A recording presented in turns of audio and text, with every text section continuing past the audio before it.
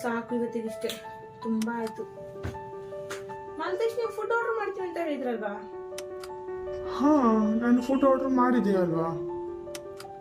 ಏನು food order ಮಾಡಿದ್ರ ನೀವು? ಹಾ. ಅದೇ ನಿನ್ನ ಕೇಳಲೇ ಇಲ್ಲ ನಾನು ಏನ್ ತಿಂತೀನಿ ಅಂತ.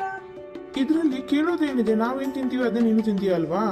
ಮಾಲ್ತೇಶ್, ಅವಶ್ಯಕತೆ ಏನಿಲ್ವಲ್ಲ, ನೀವೇನ್ ತಿಂತೀರ ಅದನ್ನ ನಾನು ತಿನ್ಬೇಕು ಅಂತ. ನನಗೂ ಬೇರೆ ಏನಾದ್ರು ಬೇಕು ನಾನು ತಿನ್ಬೋದಲ್ವಾ?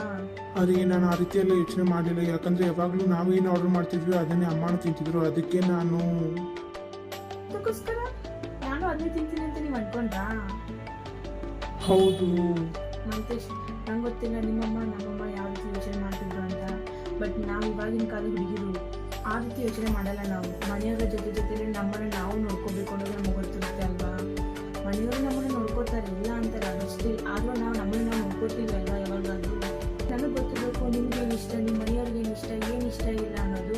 ಅದೇ ರೀತಿ ನಿಮಗೂ ಕೂಡ ಗೊತ್ತಿರಬೇಕು ಅಲ್ವಾ, ನನಗೇನು ಇಷ್ಟ ಇಲ್ಲ ಅನ್ನೋದು.